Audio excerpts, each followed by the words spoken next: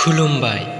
गिबियावनो बयनिसिमबो आंनि गोसो गोथारै सिबिनायखौ जासिहरग्रोनाय थाबाय। खन्थाइनि मुं नंखाय अननाय।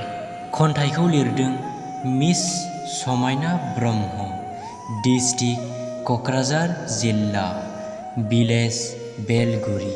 खन्थाइखौ फरायदों आं नबज्योति नार्जारि, डिस्ट्रिक्ट बिश्वनाथ सारियालि, भिलेज लखिपुर।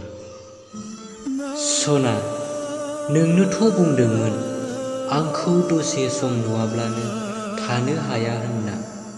नोंखौ मोनाबा बे बुहुमनिफ्राय अरायनि थाखाय नागारना थांगोन होनना। बै बुंनाय रावफोरा बबेयाव गोमालांजोबखो? ना नों बे बुहुमखौ नागारनानै थांमारबाय? ना गुबुननि फानजारियावसो जोबथेना दोनजाबाय? नोंनि बै गोसोनि बिसगोनां अननायनि थफ्लाखौ बिखायाव बजबनानै लानानै बे आंनि बिखायाव गोबां दाहानि थैसाम खानानै थाबाय। आरो बे थैसामखौ सुस्रांनो थाखाय दैमानि गोथार दैयाबो सुस्रांनो हानाय नंला।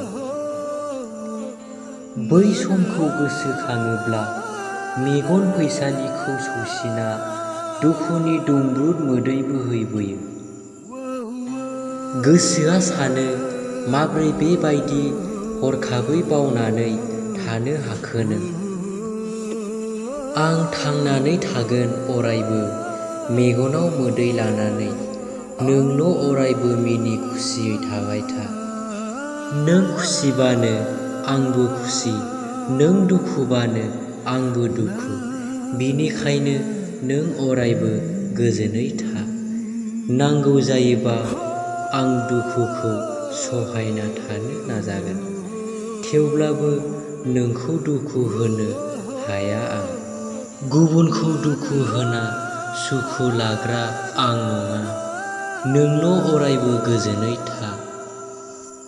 जेसेबांखि दुखुआनो फैया मानो सहायना थागोन आं। अरायबो नोंनि अननायनि नेरसोन महरै दोनगोन आं। अरायबो जोथोनै गोरबो बिखायाव नों होलांनाय बै रादायखौ। एसेनोसै।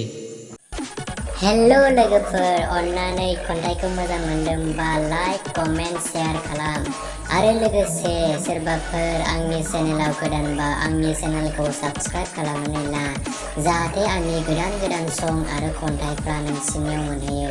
लोगोसे आरो बेल आइकनखौ थुनानै ला, जाहाथे आं भिडिअ आपल'ड खालामग्रोमोना नोंनियाव सिगां सहैग्रोयो।